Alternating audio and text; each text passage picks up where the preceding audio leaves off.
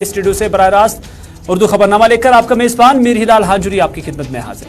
नाज़रीन, मुतअद्दिद खबरें आया चाहती हैं और मरहलावार तरीकों से हर खबर के हवाले से हम आप तक जो है तफसीलात पहुंचाएंगे। लेकिन सबसे पहले बात करेंगे जम्मू कश्मीर के अंदर लेफ्टिनेंट गवर्नर मनोज सिन्हा के उस बयान की जिसमें उन्होंने यकीनी तौर पर कहा है कि जो वोटर फहरिस्त हैं उसमें रिवीजन के बाद जम्मू कश्मीर के अंदर इलेक्शन कराए जाएंगे। हालांकि लेफ्टिनेंट गवर्नर मनोज सिन्हा ने कोई वाज़ेह इशारा इस तरह का नहीं दिया कि ये इलेक्शंस क्या इसी साल होंगे या अगले साल होंगे या कब होंगे। उस हवाले से उन्होंने किसी भी डेट का ऐलान नहीं किया, लेकिन इतना जरूर बताया कि यकीनी तौर पर जो वोटर फहरिस्त हैं उसमें नजरसानी के बाद, इसमें रिवीजन के बाद जम्मू कश्मीर के अंदर यकीनी तौर पर इंतखाबात कराए जाएंगे। इस स्टेटमेंट को अगर मरकजी सरकार नहीं बल्कि जो इलेक्शन कमीशन ऑफ इंडिया है उसके उस खत के साथ जोड़ा जाए जिसमें उन्होंने जम्मू कश्मीर इलेक्शन या इलेक्टोरल डिपार्टमेंट को ये कहा है कि वो अक्टूबर से पहले जम्मू कश्मीर के अंदर वोटर लिस्ट में जो रिविजन्स है या उसमें जो कोई कमी पेशी है या उसमें जो नजरसानी है उसे मुकम्मल करे। तो उस कॉन्टेक्स्ट में अगर हम इस बयान को देखें तो उसका मतलब यही है कि साल 2022 के आखिर में या आने वाले साल के इब्तिदा में ही जम्मू कश्मीर के अंदर इलेक्शंस का क़याम अमल में लाया जा सकता है। सईद तजुमुल हमारे सीनियर जो नुमाइंदे हैं उनसे भी हम जानने की कोशिश करेंगे। तजुमुल, लेफ्टिनेंट गवर्नर मनोज सिन्हा का ये स्टेटमेंट किस नज़र से जो सियासी मुबसरीन है वो इसको देखते हैं, क्योंकि इससे पहले के जो सूरत हाल है या हालात वाक़ात है उस पर भी अगर नजर दौड़ाई जाए तो हाल ही में पहली बार लेफ्टिनेंट गवर्नर मनोज सिन्हा की जानब से पॉलिटिकल पार्टीज को मदऊ किया गया।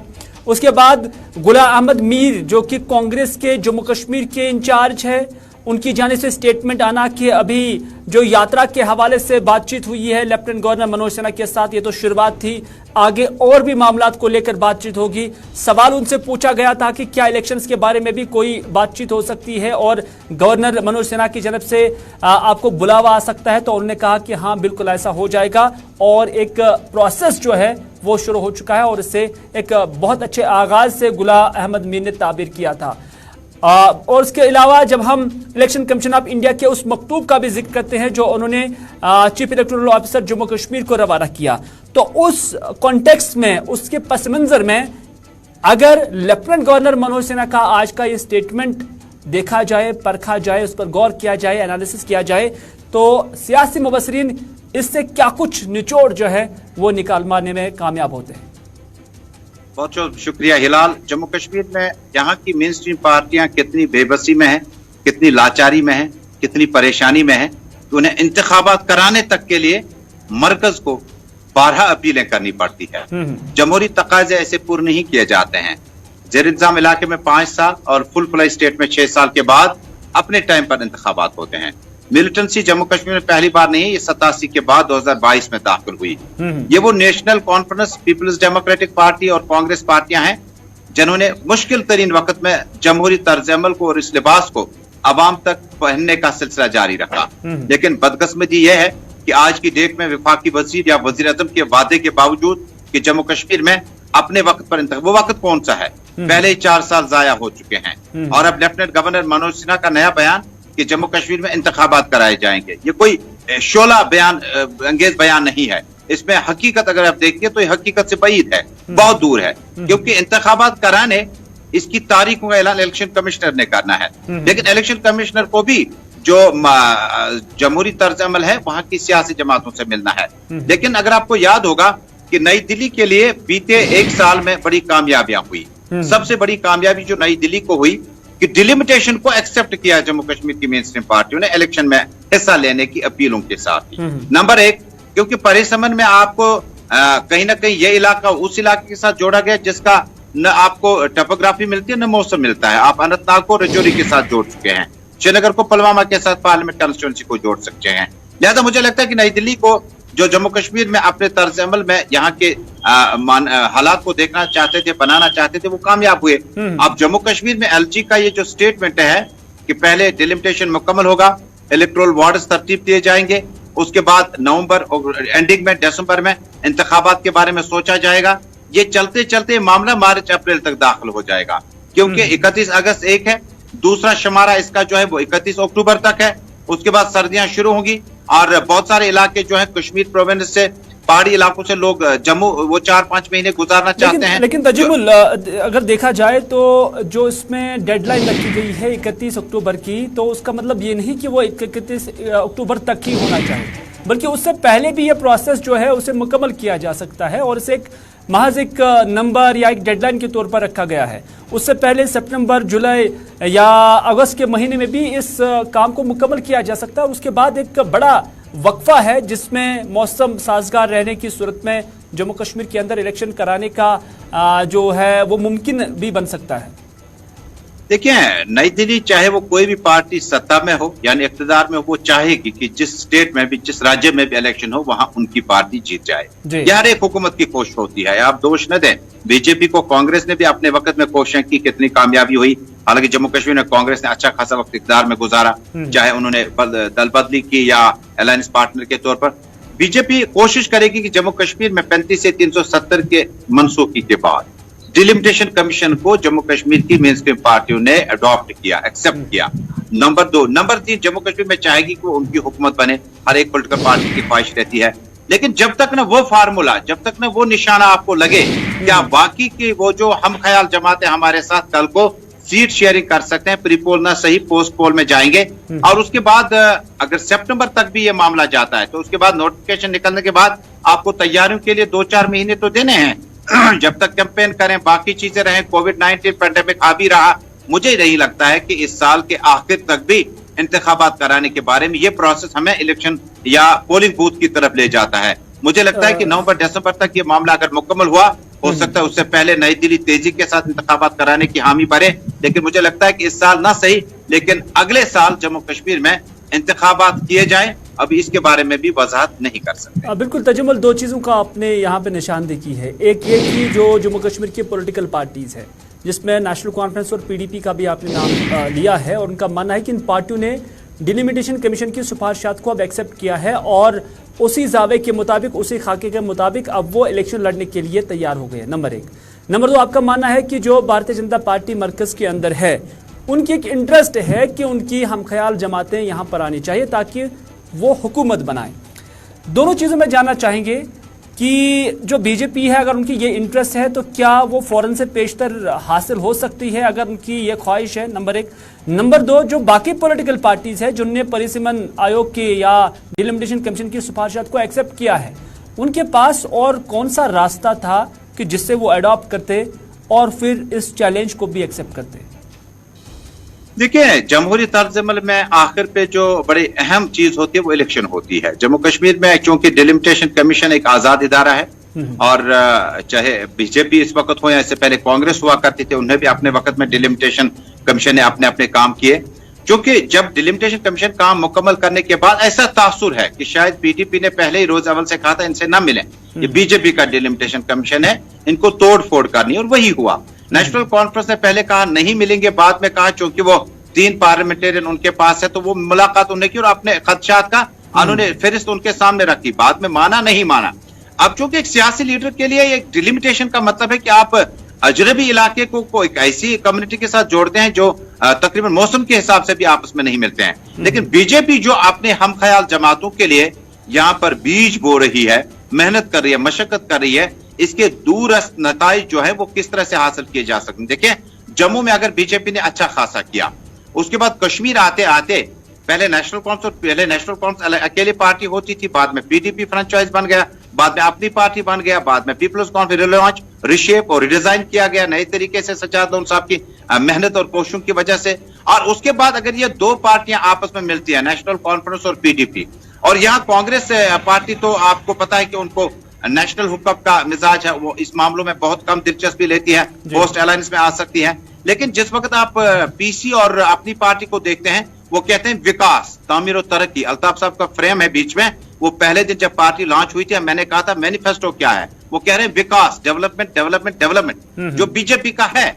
इसी तरह से सुप्रीम कोर्ट पर नजरें टिकी हुई है सज्जाद गनी लोन साहब को, कहते हैं हमसे नहीं होगा, हमारे पास पार्लियामेंटेरियन नहीं है, लिहाजा हम नहीं लड़ेंगे। ये लड़ेगा तो सुप्रीम कोर्ट लड़ेगा। यानी ये हम ख्याल जमातें जो है वो नेशनल हुकूमत में जो बीजेपी या पार्टियां या दूसरी पार्टियां उनके साथ मिजाज मुस्तकिल बनाने की कोशिश लगी है। उम्मीद है। चले तजुमल, बहुत बहुत शुक्रिया आपने एनालिसिस देने के लिए। लेकिन कुल मिलाकर जब हम देखते हैं न सिर्फ सैयद मोहम्मद अल्ताफ बुखारी या सज्जाद गनी लोन, बल्कि पीडीपी और नेशनल कॉन्फ्रेंस का भी ये मानना है कि ये जो कानूनी लड़ाई है ये सिर्फ सुप्रीम कोर्ट के अंदर लड़ी जा सकती है और 370 की जो एब्रोगेशन हुई है, अगर इसकी कोई बहाली हो सकती है वो दो तरीके से हो सकती है। क्योंकि जब मैंने पीडीपी के जुमाओं के साथ भी बात की है, नेशनल कॉन्फ्रेंस के जुमाओं के साथ भी बात की है, तो उनका ये वाज़ेह मौक़िफ़ है कि पार्लियामेंट से उन्हें 370 की बहाली के चांसेस निहायत ही कम मुकनी लगते हैं। लेकिन ये जो खेल है, ये जो मुकाबला है, ये सिर्फ कानूनी तौर पर ही जीता जा सकता है और वो सुप्रीम कोर्ट ही है। तो कहीं ना कहीं इस मामले को लेकर सबकी नजरें मरकूज सुप्रीम कोर्ट पर ही है और सबका मौक़िफ़ जो है वो यकसा है।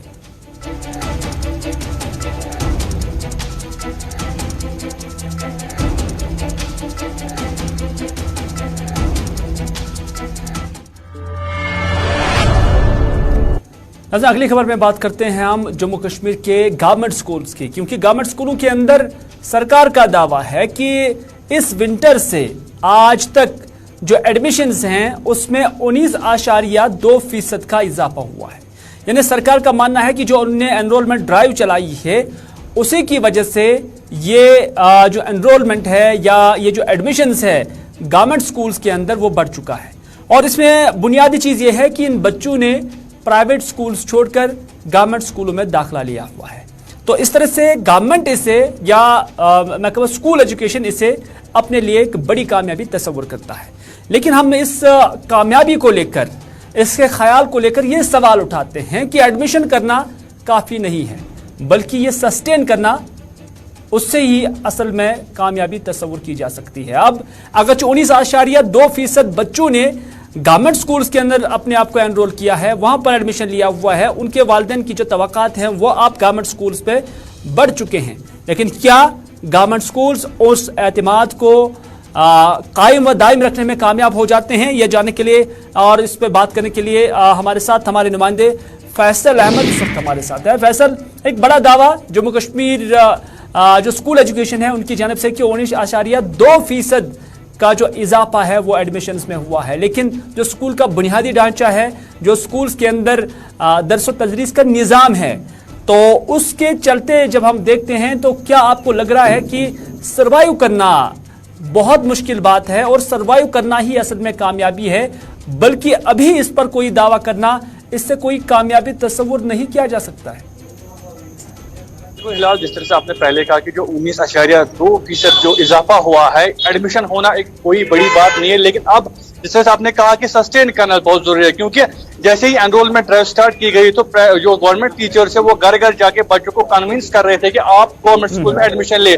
और उस वक्त हमने इंटरव्यू किया था डायरेक्टर स्कूल एजुकेशन का, उन्होंने कहा था कि इस मुहिम के साथ साथ किंडरगार्टन सिस्टम भी इंट्रोड्यूस किया जाए, खासकर एलिमेंट्री एजुकेशन में, जहां पर बच्चों को पढ़ाई के साथ साथ खेल कूद का निजाम भी दिया जाएगा। लेकिन बच्चों ने एडमिशन तो किए, लेकिन जो इंफ्रास्ट्रक्चर उनको मिलना चाहिए था, जो उनको वादा किया गया था खासकर किंडरगार्टन सिस्टम का, वो अभी भी दस्तयाब नहीं है। हमारे सामने एक बड़ी मिसाल है जो हमने पिछले दिनों स्टोरी की थी आली करलो स्कूल की, वो भी एक एलिमेंट्री स्कूल है जो मिडिल क्लास स्कूल है। वो साफ तौर पर दिखाता है कि किस तरह का स्ट्रक्चर इस वक्त स्कूल का है, ना ही बाथरूम्स की फैसिलिटी है, ना ही बिल्डिंग्स की फैसिलिटी है। कुछ दिनों पहले ऑडिटोरियल जनरल कंट्रोल का एक रिपोर्ट सामने आया था जिसमें बताया गया था समग्र शिक्षा अभियान के तहत 1900 करोड़ रुपए लैप्स हो गए जो कि स्कूल की मरम्मत करने के लिए किए गए थे, उनकी बिल्डिंग्स को, बाथरूम्स को और बाकी जो इंफ्रास्ट्रक्चर उसको ठीक करने के लिए दिए गए थे, लेकिन वो यूटिलाइज नहीं हुए, वो लैप्स हो गए। ये एक बहुत बड़ा सवाल है कि क्या गवर्नमेंट अगर एडमिशन लेती है बच्चों का, लेकिन क्या वो उनको फिर वो फैसिलिटी प्रोवाइड कर सकती है जो उनको प्राइवेट स्कूल में मिलती है? क्योंकि प्राइवेट स्कूल ये कोई ढकी छुपी बात नहीं है, प्राइवेट स्कूल में इस वक्त 10 इंफ्रास्ट्रक्चर मिलता है, वो पहले इंफ्रास्ट्रक्चर बना दे उसके बाद बच्चों को एडमिट करते हैं। लेकिन गवर्नमेंट स्कूल का उल्टा है, वहां पे पहले बच्चों को एडमिशन मिलते हैं लेकिन इंफ्रास्ट्रक्चर की बात होती है, लेकिन वो कभी इंप्लीमेंट नहीं होता। जिस तरह आप आज हम देख रहे हैं कि बच्चों ने एडमिशन किए हैं, करीबन 1.5 लाख के करीब बच्चे इस साल एडमिशन हो गए हैं गवर्नमेंट स्कूल में, लेकिन क्या गवर्नमेंट स्कूल में वो इंफ्रास्ट्रक्चर है जो उनको मिलना चाहिए था? वो बिल्कुल भी नहीं है। अब बच्चे आगे किस तरह से ऑलराउंड डेवलप हो गए। प्राइवेट स्कूल बच्चों की बात करिए, वो खाली पढ़ाई में आगे नहीं होते बल्कि खेलकूद हो या बाकी स्किल डेवलपमेंट में हो, वहां पे वो आगे होते हैं। लेकिन गवर्नमेंट स्कूल की बात करें, वहां पे ना ही बच्चे अच्छी तरीके से पढ़ पाते और ना ही उनको वो एटमॉस्फेयर मिलता है जहां पर वो ऑलराउंड डेवलप हो सके। और नतीजा ये होता है कि वो बच्चे मैट्रिक में ही पीछे हो जाते और वो आगे नहीं बढ़ पाते। तो गवर्नमेंट को इन चीजों को जो है देखना चाहिए कि अगर हम पॉलिसी बनाते हैं तो हमें इसके मेरिट्स और डिमेरिट्स भी देखने होंगे। अगर हमने इसमें फैसल कोई शक नहीं है कि कुछ वक्त से गवर्नमेंट स्कूल्स के अंदर भी अकाउंटेबिलिटी जो है वो बढ़ा दी जा रही है। हालांकि उसमें ऐसी चीजें भी रखी गई हैं जिसे गैर जरूरी भी तस्वर किया जाता है कि हर हफ्ते के बाद ऑडिट, और उस वो ऑडिट लेने वाला कौन होता है वो अगर देखा जाए तो एक बड़ा सवाल उस पर भी उठता है। लेकिन किसी हद तक जो है गवर्नमेंट स्कूल्स के अंदर एक पेशरफ्त नजर आ रही है, इसको भी तस्लीम कर लेना चाहिए। भले ही यहाँ पर अभी भी जो पास परसेंटेज है बच्चों की या जो मेरिटोरियस स्टूडेंट्स की जो तादाद है या उसकी जो परसेंटेज है वो प्राइवेट स्कूल के मुकाबले में अभी कम है, लेकिन उसमें बतदरीज इजाफा देखा जा रहा है।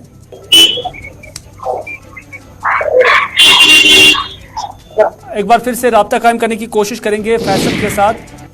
लगता है कि फैसल से हमारा राब्ता मुनक़ता हो चुका है। बात हो रही थी कश्मीर के अंदर या जम्मू कश्मीर के अंदर जो स्कूल्स है, गवर्नमेंट स्कूल्स है, वहाँ पर जो एनरोलमेंट हो रहा है उसमें भी एक बड़ी पेशरफ्त जो है नजर आ रही है। फिलहाल फैसल के साथ हमारा राब्ता मुनक़ता हो चुका है। फिलहाल फैसल आपका बहुत बहुत शुक्रिया हमारे साथ बात करने के लिए।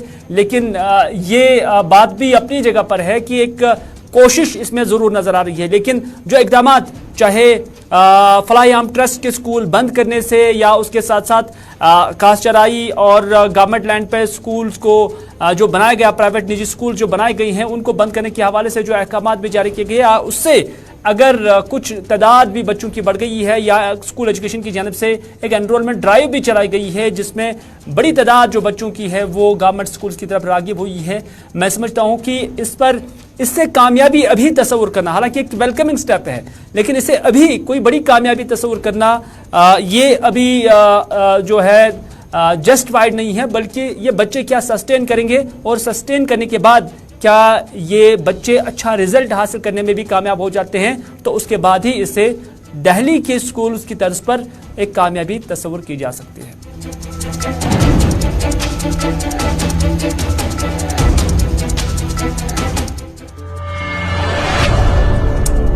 चलिए बात करते हैं बडगाम पुलिस की। और बडगाम पुलिस की जानिब से एक एडवाइजरी जारी की गई है और इस एडवाइजरी में कहा गया है कि बडगाम के अंदर जितने भी लोग इंटरनेट का इस्तेमाल करते हैं और ख़ासतौर पर जो वाईफाई यूज़र्स हैं जिन्होंने अपने घरों में वाईफाई लगाए हैं या अपने फ़ोन के अंदर, हर किसी फ़ोन के अंदर वाईफाई का ऑप्शन भी होता है, तो उसको स्ट्रिक्टली सिक्योर किया जाए ताकि कोई जो स्ट्रेंजर है, कोई अजनबी इंसान जो है आपके फ़ोन का, आपके वाईफाई का गलत इस्तेमाल ना कर पाए। क्योंकि शायद सिक्योरिटी रीजंस की बुनियाद पर ये एडवाइजरी जारी की गई है पुलिस की जानिब से। हम कोशिश करते हैं बडगाम जाने की, जहां पर हमारे नुमाइंदे मोहम्मद अशरफ इस खबर को लेकर हमारे साथ जो मजीद इंफॉर्मेशन है वो शेयर करने के लिए तैयार है। अशरफ, क्या है पूरा मामला, क्यों और क्या वजूहात है कि बडगाम पुलिस की जानिब से इस तरह की एडवाइजरी जारी की गई है? हालांकि यह ऐसी एडवाइजरी है कि हर किसी इंसान को इन चीज़ों का मालूमात होनी भी चाहिए कि अपना इंटरनेट आज के डेट में आप जो है अनसिक्योर ना रखे कि जिससे कोई गलत फायदा उठा सकता है।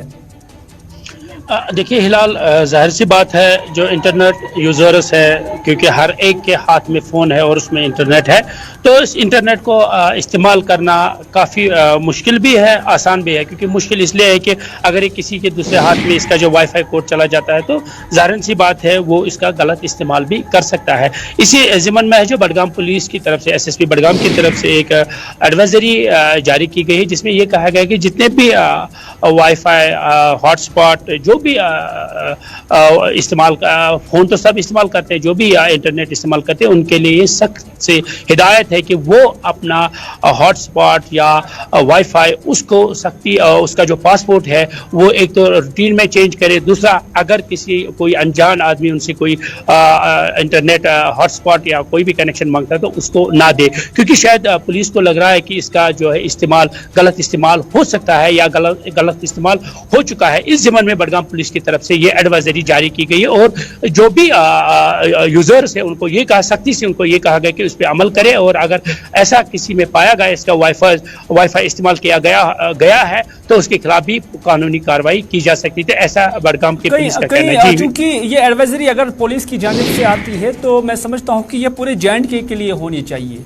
इसे सिर्फ बडगाम पुलिस ने ही अभी तक जो है जारी किया है। कहीं रिसेंट पास्ट में कोई इस तरह का कोई वाक़ा तो नहीं हुआ है जिसमें वाईफाई का, हॉटस्पॉट का कोई गलत इस्तेमाल हुआ होगा और उसके बाद पुलिस ने ये मुनासिब समझा होगा कि इसकी तरह की एडवाइजरी या इस तरह की मालूमात आम लोगों तक पहुंचाने की बहुत और अशद ज़रूरत है।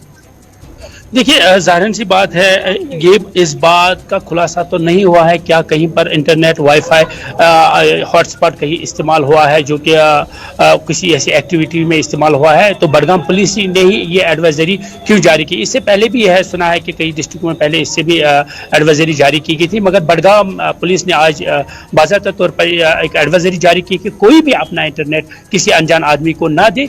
शायद पुलिस को लग रहा होगा कि कहीं इसका इस्तेमाल गलत तरीके से ना हो, इसलिए पहले से यूजर्स को, इसलिए कल को वो ये ना कहे कि मुझे इस बात की खबर नहीं थी, उसको वार्न किया गया है कि वो सख्ती से इस पे अमल करे और अपना पासपोर्ट रूटीन में चेंज करे। और अगर ऐसा कोई पाया गया है जिसका वाईफाई इस्तेमाल किया गया होगा तो उसके खिलाफ कानूनी कार्रवाई की जाएगी। पुलिस को ऐसा अंदेशा है कि शायद जो है इंटरनेट गलत इस्तेमाल किया जा रहा था, तो इसीलिए पुलिस ने इस तरह की एडवाइजरी जारी की है। जी हिलाल, बहुत बहुत शुक्रिया अशरफ पूरी जानकारी देने के लिए। बडगाम से मोहम्मद अशरफ डार हमें अपडेट कर रहे थे इस खबर के हवाले से कि जो पुलिस की जानब से एडवाइजरी जारी की गई है कि आप किसी भी अजनबी को, किसी भी जो जिसे आप जानते नहीं हैं, उनके लिए वाईफाई का जो कनेक्शन है वो फराहम ना करें। कोई भी आपसे मांग सकता है, तो फिर न कहना उस वक्त कि अगर गलत आपका इंटरनेट इस्तेमाल हुआ, आपका वाईफाई, आपका हॉटस्पॉट गलत इस्तेमाल हुआ, तो फिर ये नहीं कहना। इस तरह से ये एडवाइजरी जारी की जा चुकी है।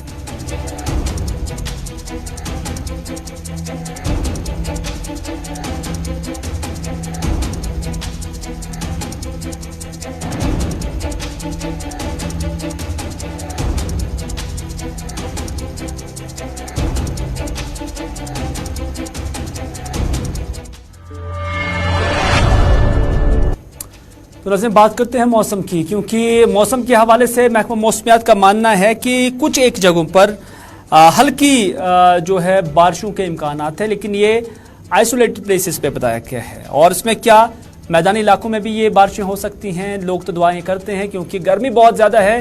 रात का दर्जा हरारत भी कम से कम 24 डिग्री सेल्सियस श्रीनगर के अंदर रिकॉर्ड किया गया है। लेकिन इस गर्मी का मुकाबला करने के लिए नदी नालों में नहाने के बगैर कोई चारा नहीं है। तो इस तरह से चाहे शहर श्रीनगर हो या गांव देहात हो, इस तपती गर्मी से बचने के लिए जो खासतौर पर बच्चे या नौजवान वो नदी नालों में जाकर नहाते हैं, डुबकियां मारते हैं, एंजॉय भी करते हैं और इस गर्मी से निजात भी हासिल कर रहे हैं। लेकिन आपको बताना चाहेंगे कि जून के बाद जुलाई का महीना और जून, जुलाई और अगस्त ऐसे 3 महीने होते हैं जो मौसम गर्मा के तौर पर जो है उन्हें तस्वुर किया जाता है। और इन्हीं 3 महीनों के अंदर सबसे ज़्यादा गर्मी जम्मू कश्मीर के अंदर, क्या पूरी दुनिया के अंदर पाई जाती है, लेकिन जम्मू कश्मीर के अंदर ये 3 महीने ऐसे 3 महीने हैं जहां सबसे ज़्यादा गर्मी होती है।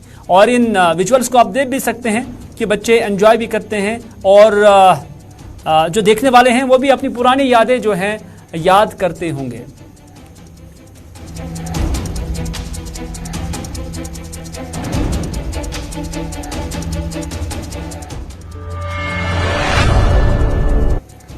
तो नाज़रीन, था आज का उर्दू खबरनामा। इसी के साथ दीजिए अपने मेज़बान मीर हिलाल हांजुरी को अभी तक का उर्दू खबरनामा यहीं पर इख्तिताम करने की इजाज़त, इस वादे के साथ कि अगर ज़िंदगी रही तो आपसे फिर होगी मुलाकात। तब तक के लिए खुदा हाफिज़, फ़ी अमानिल्लाह।